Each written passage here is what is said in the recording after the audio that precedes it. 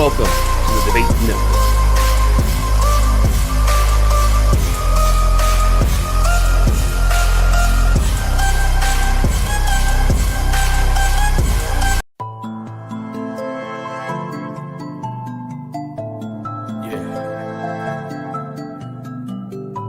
That's how I feel when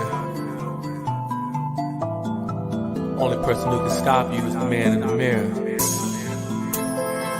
When you look down at your wrists and you see money. When you look at your shoes and you see money. When that scarf on your neck means money. This is Zip Squad, bitch. Burberry scars, shrimp and Perry on. Living like a comet, moving amongst the stars. $100,000 sports cars, silk massage, menage a trois. Yes, I've been a boss. Burberry scars, shrimp and Perry on. Living like a comet, moving amongst the stars. $100,000 sports cars, silk massage, menage a trois.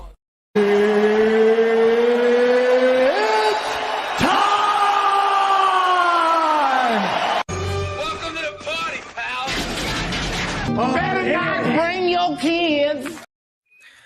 Live from kinda New York. It's Saturday night, and welcome back to a brand spanking new episode of Top Rope Wrestling Talk.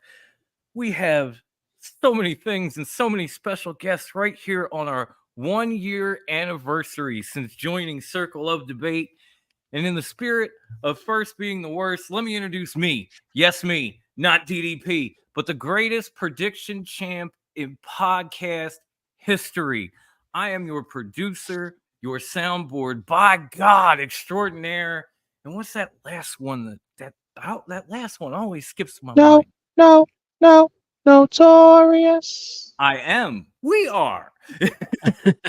I am the one, the only DOM. And I'm sure Dinero's going to love this. Lead on him.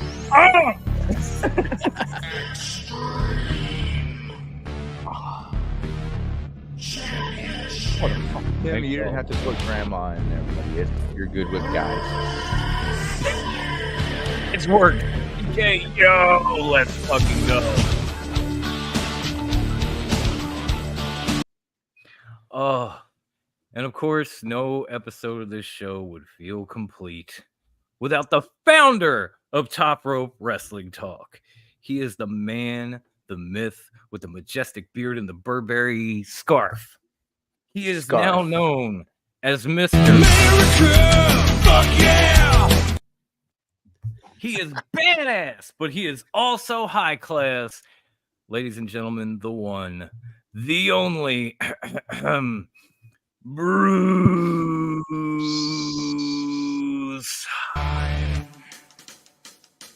Better than you. And you know it, I'm better than. Better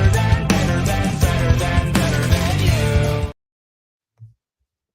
Yes, I am. And he knows it.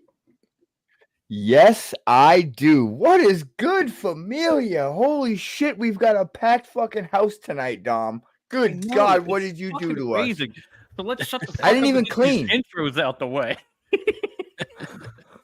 And of course, ladies and gentlemen, put your hands together for the first lady of Top Rope Wrestling Talk. She is the whole ass vibe, the ninth wonder of the podcasting world, because we don't treat her like a woman, but fuck, who am I kidding? We treat her like a man. She's a bruv, but we love her anyway. She is the incomparable, the incredible Latina heat herself, Grandma Wendy. Viva la raza! If you're not cheating, you're not trying. We lie, we cheat, we steal. We lie, we cheat, we steal. Mamacita. Hey, what's good, y'all? What is good, friends? And now on to our very, very honored special guest tonight. He is an honorary member of Top Rope Wrestling Talk, a man who has come back to join the new Furious Five tonight. He is the man that, well, we all know he takes you pretty much everywhere. And thank God his DeLorean runs on blood, because I'm giving him plenty tonight. Hey, Doc, we better back up. We don't have enough road to get up to 88. Roads? Where we're going, we don't need roads.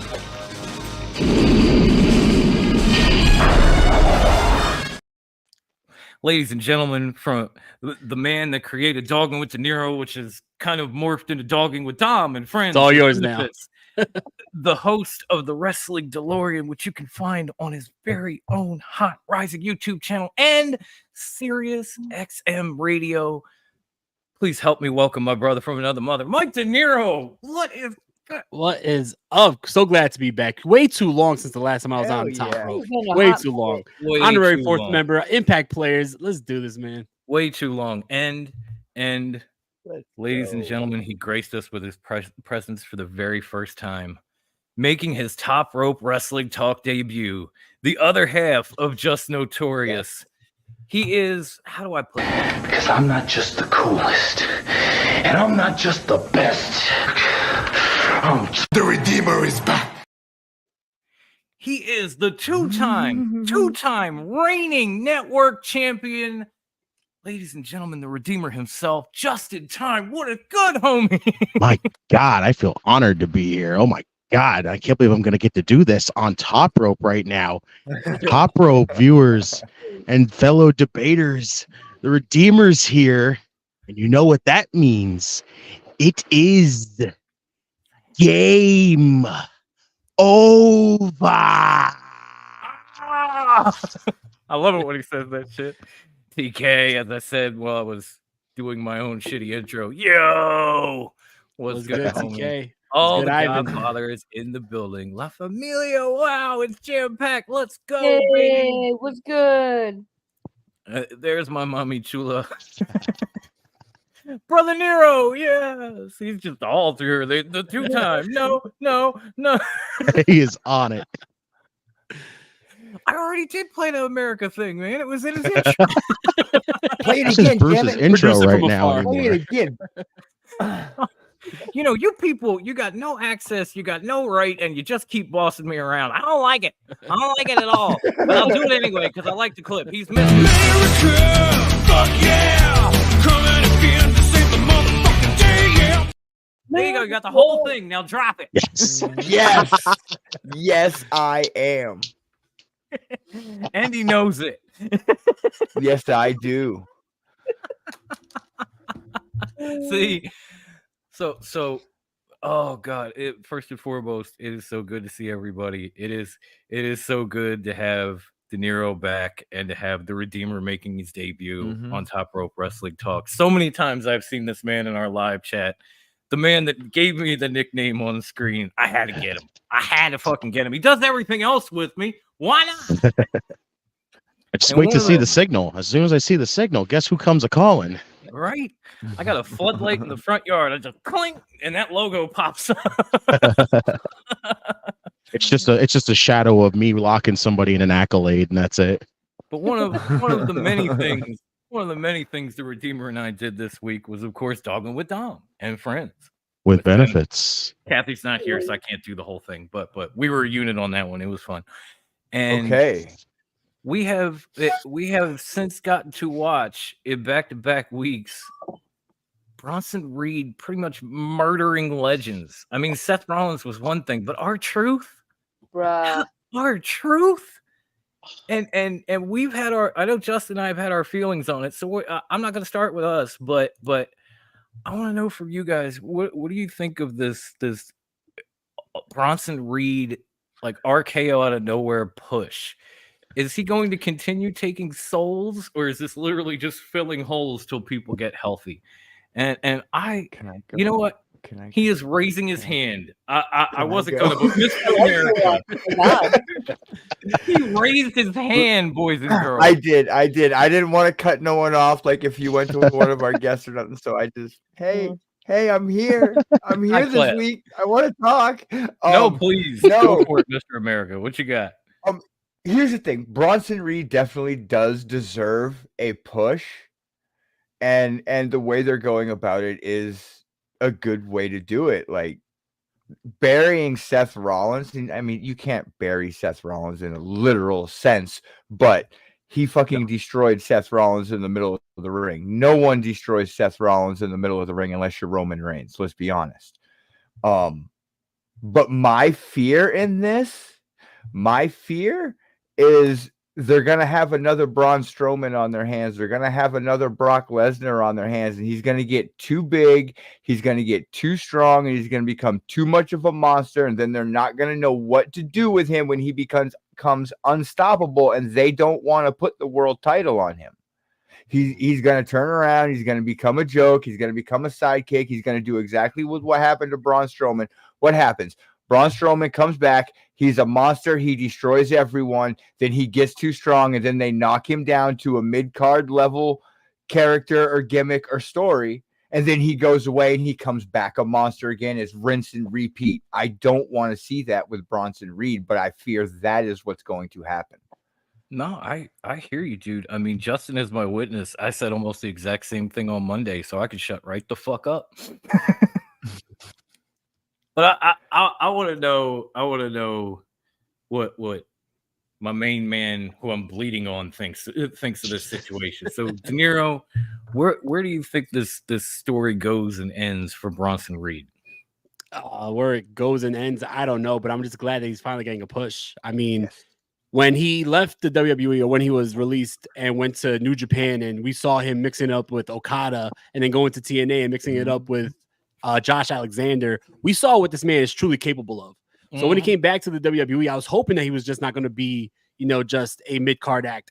Then we saw, a lot of glimpses of greatness with his matches with Chad Gable and Sami Zayn. So I was hoping that he was going to eventually get the push that he's getting now. So I'm just very glad that he's getting to move up to the top of the card, getting to work with bigger names than, where he was at. Where it goes, unfortunately, I think that, he's probably, when Seth Rollins does come back, he's probably going to have a few matches with Seth Rollins. He might win the first match, but I don't see him getting to that next level. I don't see him beating the top tier talent. He might be one of those monsters that gets fed to the top tier talent, but I don't think he's going to be the guy who's main eventing WrestleMania. So I think that he's going to be elevated on the card, but may stay in that place for quite a while. Okay. Yeah. I mean, at least Raw is trying to take some guys who are, not exactly at the level they should be and elevate them a little bit. I think you talked a little bit about that on your last episode. Guys like like Braun Breaker and Bronson Reed, they're hard to say at the same time. I have a lot of Braun. Bronson, Braun. There's a lot of Strowman. There's a lot of B's. Let's go to somebody that has no B's in her name, in her name, and that would be Wendy. Makes her Not smile. my first name, but definitely my last name. Got to be in there. I 100% agree with everybody with what they said. But there is also the opportunity to challenge him with other big guys. I mean, they are pushing other strong big dude. You would have a great storyline with Breaker himself, because that is a strong, fast man. Like, just watching him run those ropes, I'm like, holy guacamole, y'all.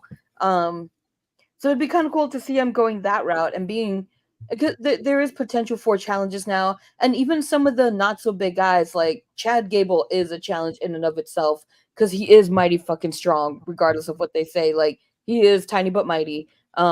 So I think there is potential for stories there. I just hope that they don't make him so invincible, like y'all said, that it becomes a question of who can take him down. Who? Stories, yeah.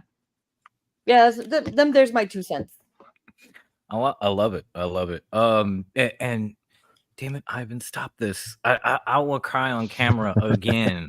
Okay. But I appreciate you, dude. We appreciate you. We love you. Salute to you too, homie. And speaking of homies, the Redeemer. I know we talked about this on Monday, but in case people were living under a rock, as this man's favorite wrestler says, what do you think of the current Bronson Reed push, and what direction do you see it going in? I mean, I completely understand everybody being like, oh my God, I hope it's not going to like really just blow up on them. right now. Like they're just gonna drop the ball completely. Like they're gonna go full force and then screw it all up. I'm hoping not, because Bronson Reed, like again, like Dinero said, when he got released and went over to TNA and went to Japan, he was fucking killing it. Then he came back and we were all just like, man, we can't wait to see Bronson Reed fucking kill it. And it didn't happen immediately. Now we got it happening. Like, I don't think you need to go full, like, this needs to be the thing that pushes him to the world title kind of situation. This should be the thing, like, start with Braun Breaker. Yes. Like, literally have this be the big thing that could be like, he's going to be the one that, like, he's even so unstoppable, even Braun Breaker can't beat him. Would be freaking crazy at first. Like, have him get a run with the IC title first, and then go off that run to kind of make it look like, okay, maybe then we can kind of start sliding Bronson Reed into the world title scene, see what he could do there. It's just like, I want to see it happen. I want to see this man freaking succeed and just be that big dominant threat, because we've now had so many big monstrous guys, and look where they are now, just doing nothing. It's really disappointing to watch, and Bronson Reed is just fucking awesome to see, like, him go in there. Like I said, I put the pick out there just saying, hey, have him beat up Adam Pearce. Have him do Vader beating up Gorilla Monsoon kind of shit. Have him beat up Adam Pearce. I think it'd be fucking crazy. You want to, like, show that they're fully invested in on this man? Have him beat up the authority figure. I think it'd be fucking wild to watch. Yeah, it really would be. It really would be. Oh, 1 second, Dom. Did you just really reference the Intercontinental title in a storyline where the belt is actually used for what it was made for, a stepping stone to the world title? Did you just really do that? Did you actually use the Intercontinental title the way it was supposed to be used? Isn't that what you're supposed to do? I mean, Dinero would That's what the Intercontinental title should always have been. It's always been the stepping stone. Always. You're absolutely right. He's closed. But it really hasn't been. Has it? It worked for Gunther. They did it with Gunther. Hopefully they keep that trend going. But as we know, that as the past says, that's not how it goes. Yeah, really. But I do like it, though. I do like it. No, I do too. The origin of the title coming back. And you know what else? I love seeing Lennox in the chat on every Shouts, fucking Lennox. thing that I do. What is going on, homie? I hope you enjoy this show tonight. Let us know what you think about Bronson Reed's most recent push, or where you think it's going. I would love to hear. I would love to know. But the only two things that I can add to this, clearly I don't know where this is going. Like I can't just call Paul and be like, yo, Levesque, do me a favor. Tell me where we're going with Bronson Reed so I can break it on the show. I wish. I'll meet you at the barbecue. Right, I will meet you at the Levesque barbecue. Wendy, I told him about that, and he loves it. But I would like to see Bronson Reed end up in the spot that Gunther was in before he ascended to the world title picture. And you know, even if that means he takes out Braun Breaker, then so be it. I mean, anybody could do it. That man in the corner could. You see the graveyard, he could just add another headstone. It's a scary man. It's a scary man. I don't think Scott Steiner would be happy if his son lost the title already. No, Scott would not. See, Bruce is with me. That is Big Papa Pump's kid through and through. We're gonna get a Scott Steiner Bronson Reed interaction where Steiner's gonna come back and call him badasses. I mean, honestly, if you see that Frankensteiner, you know whose kid that is, and I'm gonna leave it there. I'm just gonna leave it 100%.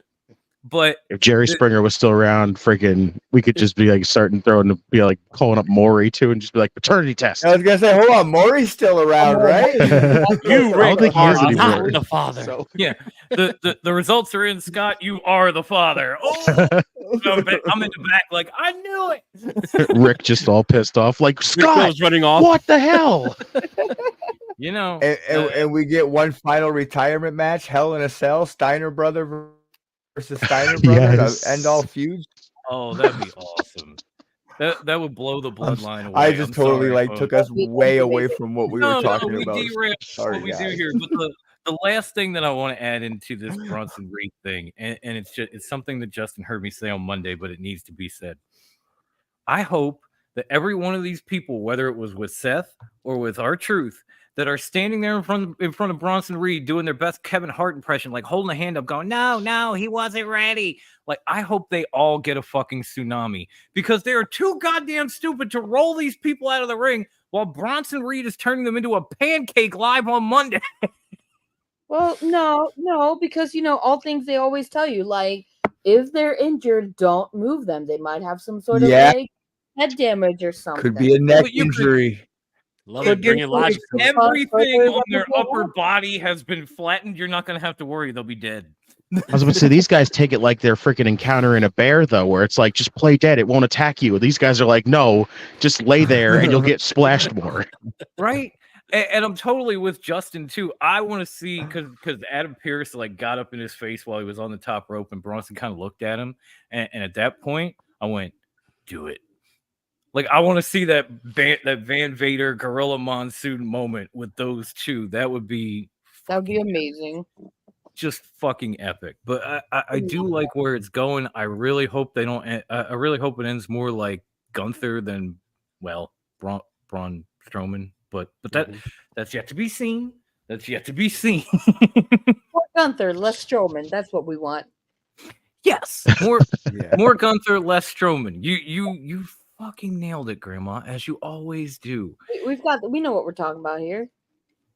And since Grandma did nail it, and since we are in a position where we have everybody and we've got some people in the chat and we're here. Oh, we're talking about CM Punk? You want me to go down the floor to a fist fight you? Guys, let me turn this camera off. BRB. Real glass, cry me a river. Dom, pack your bag. We're going for a drive.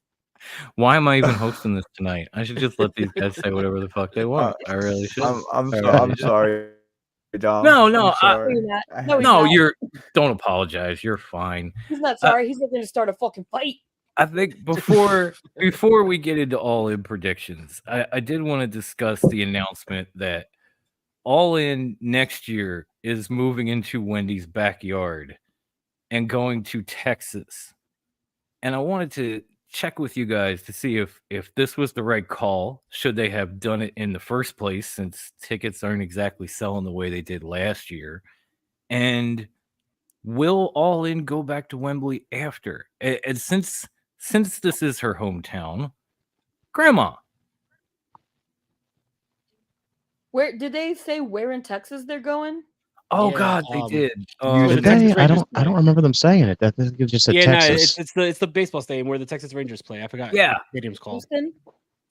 It's it's like Arlington. I can't remember what Texas, they call the stadium now. It's like Like Liberty. Yeah, like fucking Dallas. I'll pull it up. I'll get the name. Fuck. It's Liberty something. I can't remember the whole thing. I mean, it's cool that they're coming back. Texas loves its wrestling. We love football. We love wrestling. It's up there. Like the four main things in Texas: football, wrestling, God, family, in that order. And guns. Yes, but we're not gonna go there. Those are like the four most important things in Texas. We fucking love our wrestling. So I think it's awesome that they're going there. It's a good choice. Texas is a great choice for it. Even though it's near fucking Dallas, will likely make a pilgrimage. That would be sweet. We're going to have Grandma Wendy as our all-in live correspondent. Oh, shit. By the way, it's going to be at Globe Life Stadium or Globe Life Field, which is the Texas Rangers home stadium. Okay. That place is fucking huge. Yeah. It is kind of That place is fucking huge. It's probably going to fit for a wrestling show, probably close to like 60. Okay. But here's the thing though. AEW sells out pay-per-views. This is what I don't get about AEW. Their pay-per-views are fucking sellouts. Every one of their pay-per-views are sellouts. But I would actually, not to cut you off, High Class, but I was at Full Gear, and a lot of tarped off areas, a lot of empty seats. Yeah. Okay. Well, unfortunately, and then I saw it on pay-per-view like the next day, and they're like, "Oh, sold out crowd." I'm like, "Oh, that's a stretching the truth there." Stretching the truth a bit. Was The it times though? that Was it I've been to AEW shows, I have to agree with you, Dinero. Like there was major sections of it that were just kind of empty. Yeah. Yeah, I mean, even this year for Wembley, it was last year they sold like 80,000 seats. So this year they're having trouble getting to 50,000. Mm-hmm. Well, the big example is Grand Slam. When I went to AEW Grand Slam, 22,000 sold out this year, and it's in what, like 4 weeks? Yeah. This year, it's like barely breaking 3,000. Like that's Hammerstein Ballroom numbers. Like we're about to be in a stadium where most of it's empty. Oh my God. Okay, so I feel like Dinero's got a hot take on this, so I want to pass the mic to him. Please tell us how you feel about All In moving and just AEW in general as far as attendance goes. Here's the thing, right? Like I've been getting a lot of people calling me AEW hater, and before I even get into this, I just want to preference this with I love the product. I've actually been really enjoying it lately, but right now it's cold. It's cold, so people are not showing up to these shows. If you look online, most of the venues are empty. Pay-per-views, they have great pay-per-views, and there are more people at the pay-per-views, but they're still, they're not selling out completely during the pay-per-views. I think that they need to focus on the show and not trying to run the big stadium to compete with the WWE. I like the stadium show, but the only reason All In was sold out, you have to remember, was because this was the first time they were in the UK. The draw for it was we're coming to the UK for the first time. We're bringing a big show to the UK. That's why we're coming for the second time, and you got like half the crowd there. So if I'm AEW, I'm focusing on, doing a great show in smaller venues. I would love to see AEW start running smaller venues. I think that the show would be very beneficial for them. You'd have that hotter, more intimate crowd. Like imagine an AEW Dynamite live from the Hammerstein Ballroom. That shit would be epic. I mean, like it would be insane. They are doing smaller venues with Collision. Yeah, and it seems to be working because it's a hot crowd and the crowd is sold out. So maybe that should be the way to go going forward. But until you start picking it up and getting hot again, because right now the product is not where it was a year ago, where you had so many hot storylines going into All In and had a lot of intrigue, especially for people seeing it for the first time in their home country of the UK. But to bring it to Texas, they run Texas like 10 or 11 times a year. They're always in Texas. So I wonder if Texas. Yeah, I mean, Texas is a hot crowd. Texas is like you said, a wrestling state. I just wonder if because they oversaturate the market, bringing a stadium show to Texas, would that, lead to people showing their appreciation, or would people say like, hey, you know what? I've already been to AEW like 4 times this year. Maybe I can miss this one. I don't know. I hope it's a sellout, but I think that Tony should not be focused on trying to sell out stadiums when he's not selling out little arenas. Yeah, that's a fair assessment. True. And I'll take that a step further and just say I think it's a problem in wrestling in general. I mean, even when you watch SummerSlam in Cleveland and they pan to the crowd, a lot of that stadium was taped off and tarped. And they didn't say shit about attendance numbers for the first time on a pay-per-view in a long fucking time. Because they couldn't, because they started during the day. Right? but the difference being with WWE, you're WWE. Like, you're not a $1 billion company. You're a tens of billions of dollar, hundreds of billions of dollar company. You can get over that shit here or there. With AEW, when you see this type of shit happen, and then like we said with Collision, the crowd is hot, and it really makes the show a lot more enjoyable to watch. And then you get to Dynamites and you get to things that aren't exactly sold out, and you notice it. Even if you don't see the crowd, you can hear it, and it kind of takes away. If you wanted to focus on a smaller venue and do something like Dinero said, where like instead of going to Arthur Ashe, we're going to the Hammerstein Ballroom. People will pack that shit. You'll save a fuck ton of money, and you'll probably have a wild fucking show. I know, because I was in that ballroom for a few of those ECW tapings, and that shit was wild. You could bring that back, and you could make something that looks insane to go to, and that would draw more people in. And then you start going back to big venues. but I think backing off at least for the moment, because you let WWE have another big 4 pay-per-view that doesn't sell out, and the next one you're going to see is going to be in like the All-State Arena, where there's like 18,000 max instead of 80.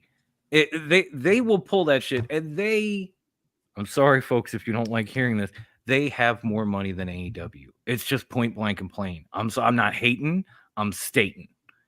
And on that note, I'm going to turn it over to the Redeemer and let him weigh in on this. What do you think about All In moving next year? Should they go back, and should AEW do something about their venue size? So, from what I've seen, Tony announced that it's just next year. All In's in Texas. In 2026, it's going back to Wembley. So first off, I'll start by saying this. I think them going to Texas is cool. I think they could do very well in Texas. Yeah. My thing is this. I think this whole them not going next year is foretelling something right now, that somebody else got Wembley, honestly. I think WWE got SummerSlam booked for Wembley next year. The 2-night SummerSlam next year is booked for Wembley. That's why it got moved, honestly. That could be. So it'll probably be in the same month too. So yeah. So that's the thing that I think is the big foretelling thing as to why it got moved, why it's being moved next year. I do think it is cool though, and I agree though. I do think AEW, if they can't fill the entire place, they should start running smaller venues, because it's been working very well with them running smaller venues. So, but I just, there's something about that whole thing of just them announcing that they're going back in 2026, but not going back next year. Something tells me that WWE got Wembley for SummerSlam next year, and that's why they had to move it. So, but either way, I just think that's fucking awesome, though, that they at least got another place that could be, that's got freaking huge, that they can pack full, like in Texas. I hope that they can do it again, because again, I'm like Dinero. I criticize AEW a lot with a lot of stuff that they do, but that doesn't mean I hate the product. I love the product and everything else. I'm just giving it the criticism that, I feel is fair to it. And that's really it. But again, I just think it's cool that they got at least something that they can pack and make it feel big again in the end of it. But it's, there's just, like I said, there's something for telling me that WWE got Wembley for next year. So that's what we have to kind of keep our eyes out for SummerSlam. Yeah, I didn't think about it. You might be right. I like that. And going back, I'm sorry I missed it, Lennox. I do see your comment about Bronson Reed, and I do agree for the most part. Like, he's been killing it. He says give him a world championship push. That's a little strong, but I wouldn't mind it either. Make it happen, Triple H. Paul, Mr. Levesque, we're raiding your barbecue. We have requests. Throw Bronson Reed on the fucking grill. Honestly. Sorry, go ahead, Bruce. Tony should have brought All In back to Chicago, where it started. That would have been a huge fucking deal and show. Yes. That building would have been packed from bottom to top, because that's where it all started. That is where AEW started, was All In Chicago. Yeah. Amen. Yes. Amen. I agree. All right. That was a nice, fun, productive conversation. I appreciate, kudos to you all. But now I have one question. Wendy. Yes. I know the answer to this, but Wendy. Yes. You got your bell? You know it. Oh, it's that time, folks. It is time. For the second time ever, and with the most people we've ever done it with, we bring to you the fastest predictions in podcast history, AEW All In style. Now, the rules are simple. I'm going to turn this over to Grandma, and she is going to announce the match from the card, and then she's going to call on one of us. We have to give our predictions in 2 words or less. If we go over 2 words, she will hit that bell, and she will continue to hit that bell and penalize you. And at the end, the man with the least bell strikes on his ledger is deemed the winner. So, Grandma, the floor is yours. The card is, well, as set as it's going to be because we're doing this earlier than anybody else, too. So, as fast as and early as. Please, let's begin. There's like 1 or 2 matches that I'm just kind of like, well, we don't really have a whole lot of information on, or maybe I missed something, but fill me in.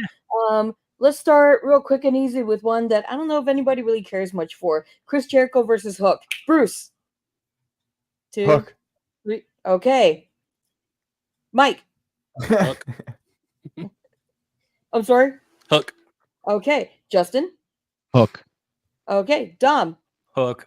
All right. Looks like Hook wins that one. My God.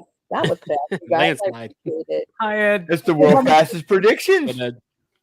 That's Love what this. everybody's playing along so far. All right, so let's go. Willow Nightingale and Tomohiro Ishii. Sorry, I had a brain fart. I'm like, duh, can't read my own handwriting. Versus Chris Chandler and Stokely. Dinero. Willow and Ishii. Does that count as 3 words? That was shit. We'll allow it because it's 2 different people. All right. We'll allow Thank it. you. But for this one, we'll say to the count of 3. Dom. 1. Team Willow.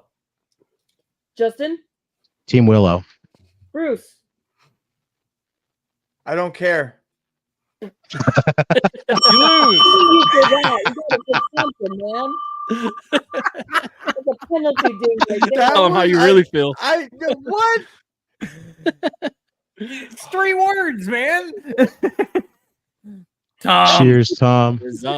Secret answer C. That did not exist. My God. Secret answer C. Please don't make me spit iced tea on my new laptop, please. I chose option C. I'm cashing in for the title. You don't have a title. Oh. Oh my God. Oh my God. Here, I'll give Bruce the title. He can use it quick, and then I should penalize you for that, but that was funny, so we'll allow it. All right. Darby Allin versus Jack Perry. Dom. Darby. Bruce. Jack. Okay, interesting. Dinero. Darby. Justin. Jack Perry. Oh. You're split. You're split. That's a feeling. That's a feeling. We'll make a note. We'll circle back. And All of a sudden, we got just high class going up against the Impact Players of podcast. We'll have to discuss that one later. I'm curious. I don't care about the match, but I am curious about these predictions. Okay. Do we know who the Young Bucks? Who are the Young Bucks going up against? It's a triple threat now. Yeah. It's actually been made official. I think it's. Oh no! Wait, I'm sorry. It's the Young Bucks against the winner of FTR and the Acclaim tonight. Tonight, yeah, but it's probably gonna be a triple threat. Come on, they're building a triple threat. It looks like it's gonna be a triple threat. Yeah. You know what? For this one, what do we say? Is it going to be triple threat, or is it going to be versus one of the other teams? So let's start. Dinero, triple threat or other team? Triple threat.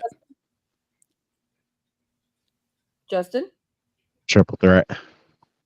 Oh, Bruce, you got them 3, and Dom? Triple threat. Okay, so it looks like a triple threat. So if it is a triple threat, 4-way, Tim, where are we going to get the 4th team from? There's only 3 going at Jesus.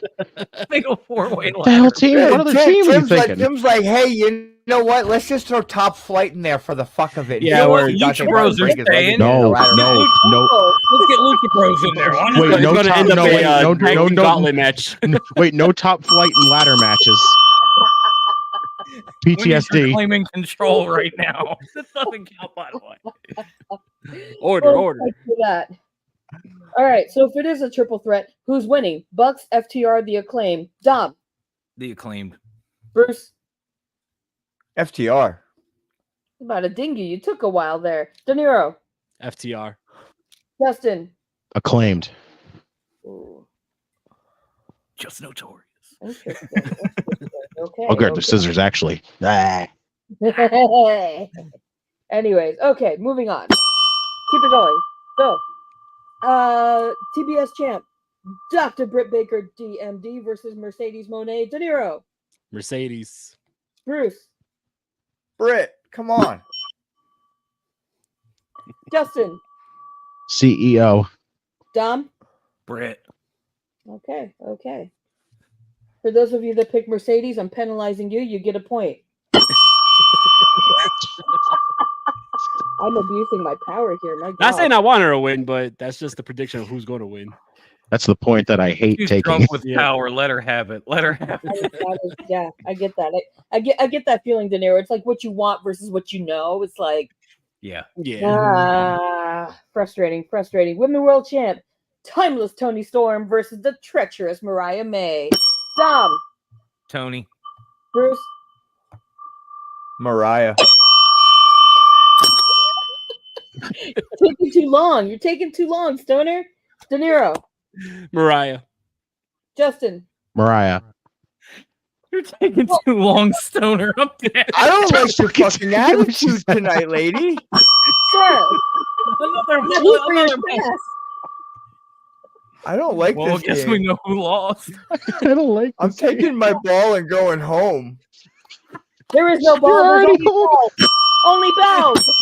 Jesus Christ, Matt, even Walter's annoyed. Look at this. You have word out the devil. Me and Mando are gonna go. You will stay. I have spoken. This is the way. Title versus career. Swerve versus Danielson. Justin. Danielson. Dinero. Swerve. Bruce. Swerve. Dom. Dragon. Oh, interesting choices here. Okay. I have all my little notes here that I'm taking. Oh, Marcus in the house. Yeet! Yeet! And I saved the best for last, just for you, Mr. America. Tell me, who do you think is going to win? Ospreay or MJF? I'll let you bask in it. You're taking too damn long. Ospreay. What? It's not what I want, but it's what's gonna happen. We'll circle back. Hold that thought. We'll circle back because this is one dings here. Dom. MJF. Dinero. Mr. America. Justin. Ospreay. Okay. Interesting choices. All right. I gotta say it, Bruce. The fuck? Yeah. Needs to be asked. I got so enthralled. I did not even look at this. This is where I have my got dinged over that shit. Tabulated. Nothing was tabulated because now I'm like, I need to know, why are you saying Ospreay versus MJF, or over MJF? Come on, Bruce, tell us. It's loving it. Get him. Take points. One, it's the American title. Two, they're in Wembley Stadium. 3, it's Will fucking Ospreay in his backyard winning the American title. What is going to make him even more of a bigger star for AEW than that? Okay, first and foremost, that makes total sense. But more importantly, you are supposed to be America, fuck yeah, coming again to save the motherfucking day, yeah. You're not supposed to be Mr. Makes Sense. You're supposed to be Mr. America. I am Mr. America. I don't know. I want Max to win. I now, want the Max judges to are win. I'm looking at the judges and they're telling me. Hell to the no, to the no. But here's the thing. Can you just stop and rationalize this for one fucking moment? We're talking about Tony Khan's booking.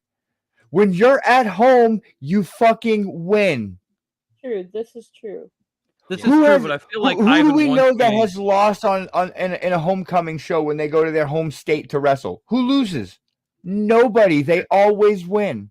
It's logic over patriotism. This is very true. However, I do believe that if Ivan is in the chat, he's going to want me to say that Tony Khan's booking can well. Suck a big old bag of donkey dicks. Just a premonition. He's the fucking man. Spoken like a man that wants to get into the media scrum. I like it. Ooh, media. All right, the other one that we had a little bit of a split going on was Darby Allin versus Jack Perry. Don't really care much for the match, but now I'm curious. Why is everybody picking who they're picking? I can't stand Jack Perry. I don't know why. He's doing his job. That's why. Exactly. I don't like Jack Perry as much as the next person, but freaking, it just makes more sense for him to. It's literally like what, his second title defense.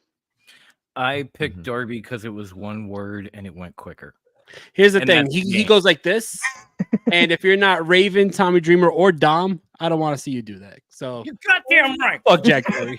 I was gonna say he stole that shit from me, and I stole it from Raven and Tommy. So fuck exactly. you, Jack. Thanks for the kids, and they also ain't something to fuck with. Neither am I. You look like you're looking at pink elephants over there, my man. Huh?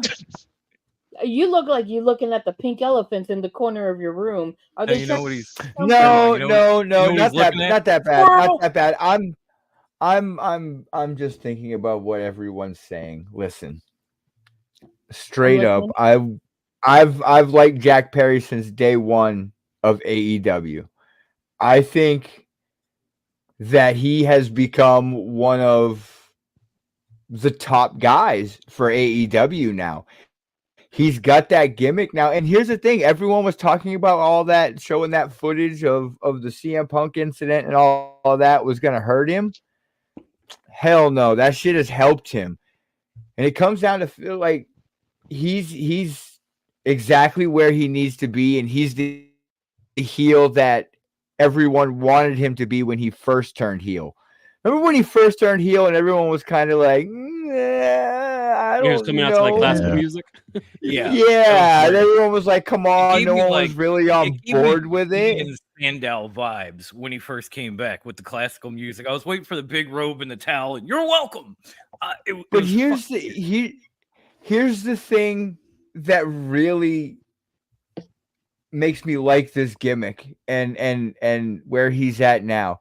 If my boy Dinero says he does not like you and then admits that he's doing a good job at being a heel, that's going to make me like him even more because I know he's really doing his job. He is. Yeah. He definitely is. It's true. Like I can't stand Jack Perry or the Young Bucks, but I will readily admit they're doing their fucking job. That's true. And Wendy, you should be very excited about this match because it's probably going to turn pretty close to a death match. So you should probably be excited about this match. I don't know, like with Darby, it doesn't have the same luster as if it was someone who doesn't typically try to like end their life every match they get on a weekly basis, like Jack Perry. Like every single match they have, they're just like, tonight's the night I die. I'm like, really? Do you have to go that far? Like every match? Every match though? Like every fucking match, like you can't have one where you just wrestle. Sometimes it could be like a no blood match, like, oh, we're not gonna bleed tonight, but what did they do? We're bleeding. This is happening. I'm like, didn't we give Moxley the same shit? They're eating dinner at the Whataburger, and they're like, you know what I'm doing tonight? I'm bleeding over this burger. Like, no. You pass me that knife. No, it's like Moxley. Like that man literally has like a checklist before he goes to a show. He's literally just like boots, check, pants, check, razor blade, check. Like motherfucker, just make sure he has one on him at like all times. We used to joke on this show that Moxley bleeds more than Renee in a month. Eventually we got tired of that shit too. What? I think he blades fucking his daughter in. I love a death match as much as the next dude, but like when every single moment you just have like he's just out there like I'm cutting a promo and oh my god I'm bleeding out of nowhere. Right? It's not that special anymore. You're not that right. Get out of here. No, I can do without it. What fucking universe are we in right now? Wendy doesn't want to see blood in a match and doesn't want to see a deathmatch style match. She doesn't want to see that. MJF to lose for the first time ever. Yes. What the fuck happened? I do want to see these things. I do want to see these things. Alternative universe. When you make it not special anymore, then it's like, do I really? You're not special anymore, but we don't say nothing. You know what we're trying to do? We're looking over there, anniversary show special as fuck. So we're safe. Rain MJF over there? Look who's talking. You're cool. MJF Trader? You what? Things for you. You're disqualified. I don't like that. No. Honestly, like I give the Elite all the credit in the world for doing their jobs because I hate 3 of them, and the only one I still love is Bitch. that man. Hashtag bitch Claudio maker. not on the pay-per-view. That has that pay-per-view written all over it. Claudio Wait. versus Okada, that should be on the pay-per-view. Yes. Hold on. Exactly. Time out, 'cause Thank I you. just realized that's not on the It's paper. on Dynamite next week. Oh, it's on the show in Cardiff. Yeah. Yes. fuck that. Put that shit on the pay-per-view, What bro. the fuck? That match could have stole the show in seconds. Yeah. Like, come on. Yeah, I don't. Okay, I thought maybe we missed it, or maybe Grandma didn't see it on the rundown. I did not know they moved it. Yeah, nah. I much rather see that matchup over Jack Perry and Darby Allin. Just in my I'd rather opinion. see that match more than the fucking Young Bucks match. I mean, 100%, yeah. considering how big their pay-per-views are, you think they could have fit it somewhere? Come on, Tony. Hold on. Hear me. Come on, 5.5 hours. You can't fit that match in. Exactly. It's like 5 or Yeah, 8 hold hours. on. Hear me out. Right. I hear you. What if What if? What if What the if? match on Dynamite is a setup for a last minute all in match? What if there's a double? What if there's a DQ? What if there's a double count out? What if they go to a time limit? And then they set up for another match for the Continental title at All In. I definitely fuck with it. Play out. Let it play out. I definitely fuck with that. Okay. You know what else I fuck with? There are actually 14 people watching us on X right now. And if you are, please come to the YouTube channel and subscribe. The link is in the goddamn bio. As I say all the time, we love to have you. Come to us. We're right here waiting for you. We're playing Creed in the background with arms wide open. Okay, maybe we're not doing that. We're not doing. Don't stop watching on X because he mentioned Creed. Please don't do that. Please don't do that. Hey, we're not shitting on Creed here. No, we love us some Creed here. What are you Or talking about? Nickelback. We don't shit on Nickelback either. Thank you. At least Bruce said Agreed. it. Okay, maybe we do. I know Dinero had the same reaction I did. Like, do we though? Yeah, not the biggest Nickelback fan. in my opinion. I like Creed though. I do like Creed. I was listening to My Sacrifice earlier, so. Hey. Oh, yeah, okay. Thought I knew you. I was looking at my photographs earlier. I was about to say, just remember, look at the photograph. I got a fucking photograph for you. Ah. Oh, love it. Look at the photograph before we burn it to the ground tonight. Hold on. Do you really have that picture of Cody Rhodes? Oh, Just my an arm's length, always. Guess what Kathy got me for Look at arm's length away, like I love everything about you, my friend, you cannot talk. You are a fucking have become Burberry star the biggest right now. in my Cody soul. Rhodes. Oh my God, it's Cody. I don't have a photo where I can stare at Max all day, every day, like you do. No, with you have Cody. a shrine. You have have a a shrine. shrine right It's next like to your desk. You have a It's shrine. right next to your Oh, desk no. where you do your show.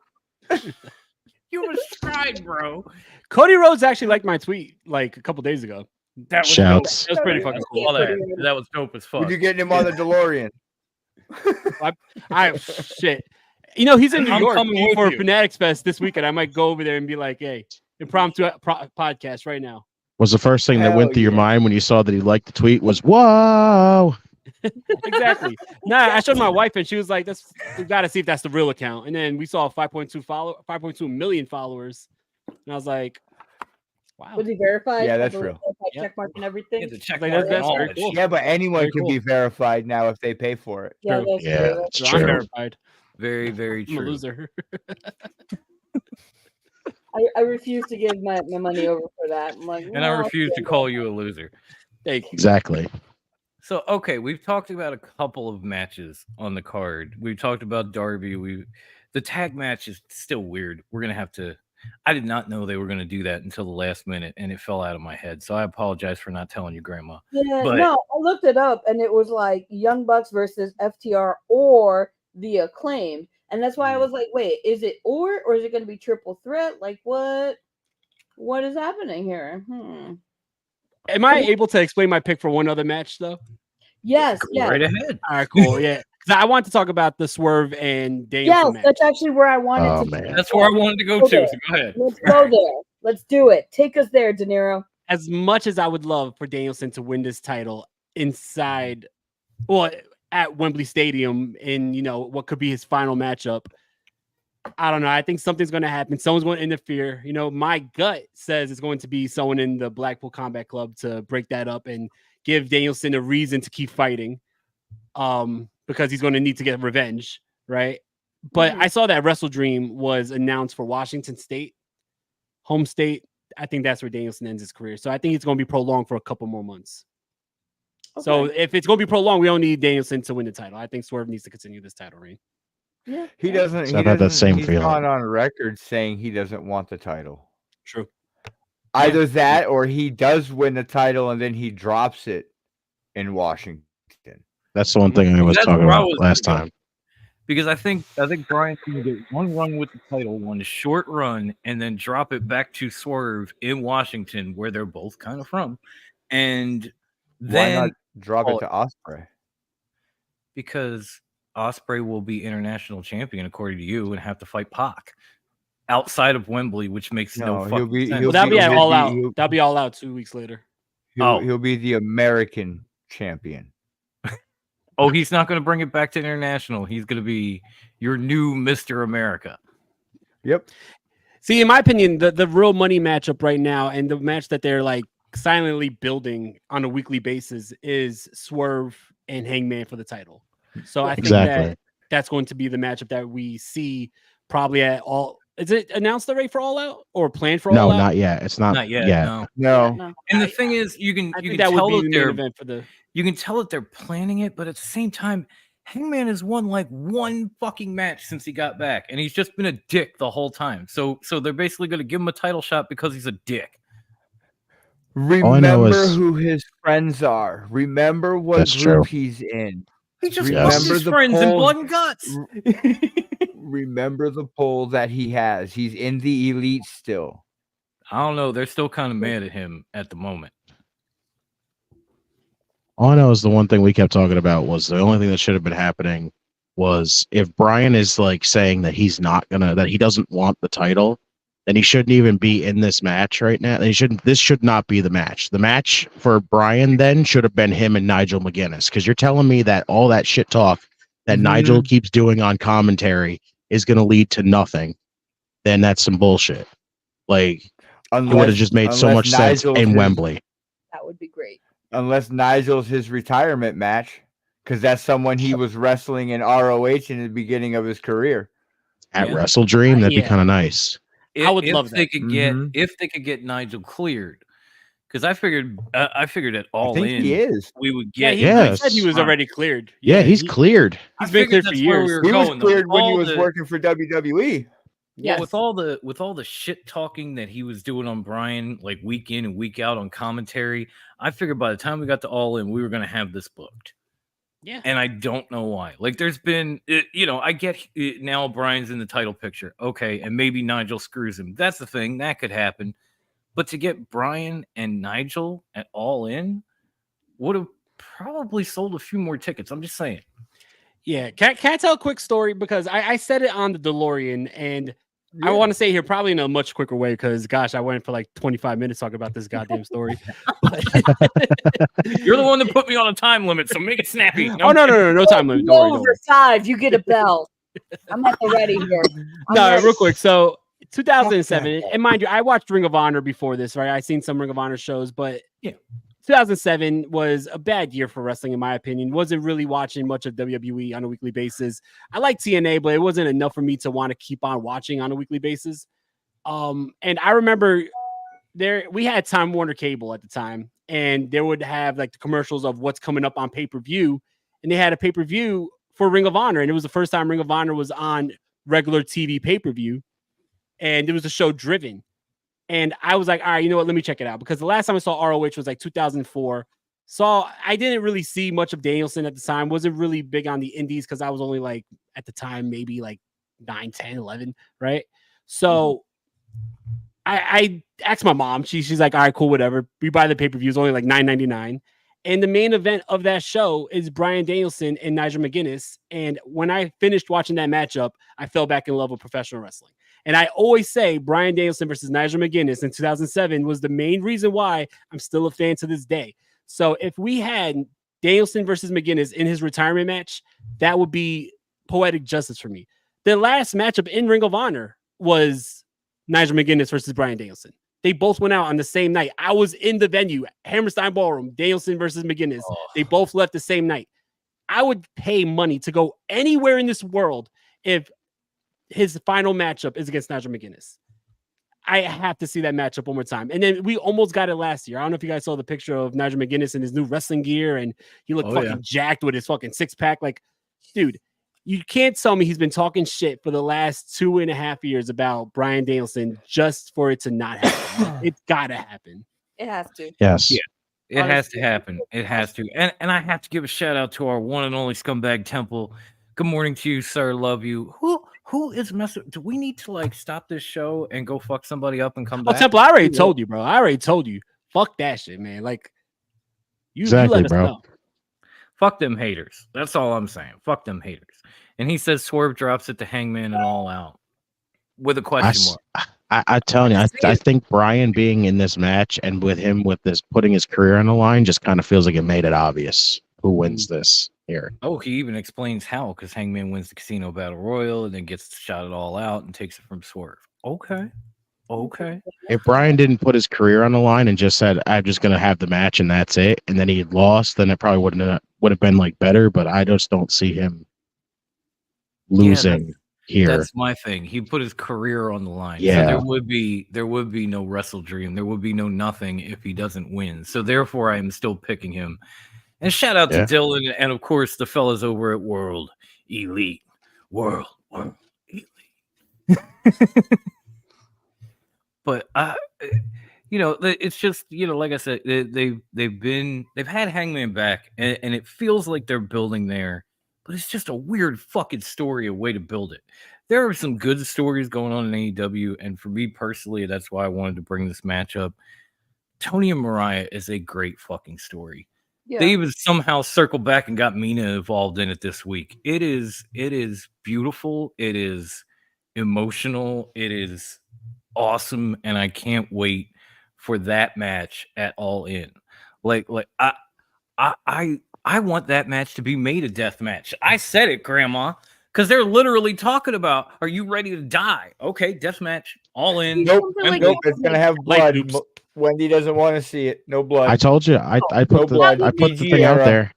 Now you know Tony wants to grab a cheese grater. Okay. Every day, but again, Jack, every chance they get, they bleed. But these two, it's the opposite. So that would be awesome. A fucking all out, no DQ, mad ass death match. I put that option out there, and I said to make them the main event, make them lights out. Yes. Now we're talking. They want to die. They want to die so much. Freaking lights out. Tony and Mariah, Women's Championship is your main event. And regardless of All In, I think Mr. America is going to love our scumbags comment here. Then we do Hangman and MJF title for title at Double or Nothing. Oh my god, match. That would be fucking amazing. If he doesn't lose, MJF Bruce. It doesn't mean he can't win it back by then. I know, I'm giving you shit. Busting balls, it's what we do here. Remember? I know we haven't done this in a while, but we still do. Here's the thing. Max is on track to be the first Grand Slam champion in AEW. AEW Grand Slam. All he has to win is the TNT title. Yeah. That's all he needs, and he's the first Grand Slam champion, and it is coming. Does he have to win the tag titles too with somebody? No, he's already won the tag ROH. titles. No, it was the ROH tag titles. He won with Cole. Oh, yeah. That doesn't count though. They're like the same fucking. Yeah, I was about to say that's two different. That's two separate tag titles there. All right. Well, he's got to win the tag titles too. Then, well, whatever. And the trios titles. All right, so Well, we've had a fuck few you. people who has the title. Fuck all the Christ. titles. If you did Hey, do listen, that, if MJF wants to be the one to go in there by himself, win the trios titles from the patriarchy, fucking do it. Do it. oh yeah, He would be I mean, the guy though. it He'd be wouldn't that be the guy. first time he won a set of tag titles by himself or defended them. I'm just saying. Right? I'm just Not saying. wrong. Not wrong. So a few of us got to pick a match. Who's left? I have literally lost it with all this derailing. I picked one. Dinero picked one. Like I don't call it derailing. I call it great conversation. We call it top roping at this point. Top roping. We call it risk taking. The ones we haven't talked about are Willow and Tomohiro versus Tomohiro. Sorry, my handwriting's fucked today. Willow and Tomohiro versus Chris and Stokely. Which, let's be real. I mean, Stokely, does he stand a chance? No. No, it's the haha watch Stokely run away from Ishii match. That's all it is. Is that on the pay-per-view or is that the pre-show? Because It's on the 0 hour. because I was gonna say if they're wasting time on the pay-per-view with that shit, then that's just No, they literally announced it on Dynamite as a 0 hour match. all right. God, don't scare me. Oh, okay. Ed's saying he thinks the Dragon has 4 hard matches left, and then he rides off into the sunset to be with his family. Well, then he's got to win it all in, Ed. He's got it. Oh shit! Now we got Double J from World Elite. World Elite. If he has 4 matches, what are My they? World Elite. Nigel, what are the 2 in the middle? Moxley. I think Moxley is not on the card because he's going If technically he wins the title, he's facing Darby at freaking Grand Slam. So, but I have this feeling that Moxley's not on this card for a reason. Moxley's one of the biggest names, and he's not on this card. I think he's going to be making an appearance somehow. What if he comes out towards the end of the match when Swerve's getting ready to pin Danielson and he just interferes and beats the shit out of Danielson and gets Swerve disqualified, so Danielson doesn't lose and he can't retire? That would I feel be like that would be the best. Pay-per-view that big. That would be fucked up. But I feel like that would be like kind of like the second safe option you could do. I would only do that option if there was another match in the main event. If we did go lights out, Tony versus Mariah, this way, you know, the people don't go home with a DQ on their biggest show. Yeah. That's Then why I said 60-minute time limit draw is what it's going to be then. Oh God, it's going to be a 60-minute draw. After all, I wonder if they'll come up with some stupid loophole. Jarrett out of mothballs. We need a winner. Yeah, I was gonna say, I wonder if they'll do some kind of stupid loophole where they'll be like, "Oh, Danielson said he didn't win the title. He was going to retire, so he technically didn't win the title, so he has to retire." Like, and you know what, Temple? I know you No, called it because I was you here, said and I agreed. But I think they will end up doing it at Wrestle Dream, and that would be cool. But he's got to win. it'll be like the Rollins thing with freaking Priest, where it's like, "Oh, if he didn't win the title, it was going to be his last shot at the title, but then he ended up losing anyway, even though he wasn't the one pinned." Oh, Dinero memories. Bam Bam throwing Spike into the crowd, and they just love it. God, rest in peace, Bam They Bam. just crowd surf him out of the arena.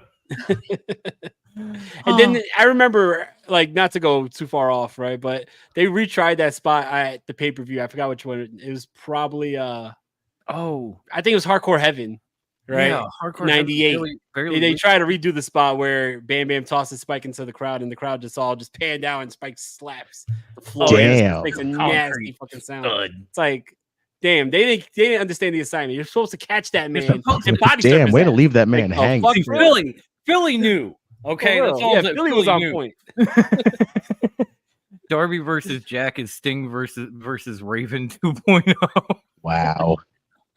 I mean, you're not wrong. You're not. Not entirely. Does Jack Perry come out with Taco Bell? That's my question. That's a good question. It's a great question. Great question. That was a wonderful question. But yeah, I don't know if any of us want to talk about Stokely and Stat versus Willow and No. It's a joke match, honestly. It's like, and it's hard to talk about the tag match because we don't know what the fuck's gonna happen. I know Ed, you said Collision was good. Have they had that match yet? I know we only have what, like 20 minutes left, but have they actually had that match? It's so weird to say because it's like so uninteresting to really give a damn about that match too. Because it's just like they were telling this whole story that it was the Acclaimed and the Bucks, and then all of a sudden it's just fucking FTR comes back from their long freaking hiatus and is just inserted in tag team titles because Tony's favorite like two tag teams are the Bucks and FTR. Like that tag division is on life support, and so is the WWE. Yes. Tag team wrestling right now is tag wrestling is like fucking in trouble right now. You know what? Where is the Motor City Machine? I feel like this is the perfect segue into our topic free for all because you guys just hit on something. Tag team wrestling in general. Please go ahead, Dinero. You were saying like WWE, AEW, they're on life support. Yeah, it just seems like it's on life support. I mean, tag team wrestling in AEW was supposed to be a big deal, especially when they first started. The Young Bucks at that press conference was saying tag team wrestling was going to be one of the key things on this show. Then, now I honestly think, I had this conversation on the Turnbuckle Tavern. I honestly think that the trios titles killed the tag division because you took most of the top tag teams. Yes. Yeah, you took most of the top tag teams, took them out of the tag division, made them a trio, and then you left the tag division with what? Like just the scraps. And I don't think it has recovered since. We're trying now, but we're going back to the same old, FTR, the Bucks. Like, where are the tag teams? Like, there's no tag teams of the future. They're not building up tag teams. And when they do, it just doesn't seem right. They're thrown together, don't have chemistry, and tag team wrestling is not really getting much of a push. The Young Bucks being the tag team champions and never defending those titles up until what? Like last week was their first title defense. They've been the tag team champions for how many months?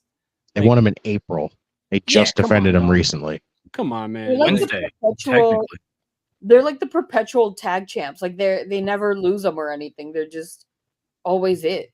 Yeah, they kept saying it on Dynamite, like they hadn't had a title defense in 115 days. I'm like, shouldn't that have got them stripped? Oh, right, they're the bosses. Never mind. But if they're trying to play it off like, oh, that's just a part of the storyline where, they're, they don't want to wrestle or they're not on TV in spite of the crowd and all that, whatever it is, like, it's still just lazy booking. Like, all right, you don't have to have the Young Bucks defending their titles to build a tag division. I mean, look at the names that you have there. Look at some of the tag teams that you have on that roster. There should be no reason why the tag division is this scarce right now. And it's the same thing for WWE. Like, let's not act like the WWE is like all high and mighty. Like, there's a lot. Same. The tag division is trash right now in the WWE. You have teams like DIY, Street Profits, and we've seen a great match with them on SmackDown last night. Yeah, that was good. For every DIY and Street Profits, you have thrown together tag teams that are forced to be in these in the tag division. And there's a lot of times where it's, we don't know what to do with all these tag teams. So we're going to have a tag team gauntlet match, or we have to showcase everyone. So we're going to have like a 6-team tag match that means shit. And it's like, come on, at that point, you're not really building a division. You're just filling up a spot on the show. Yeah.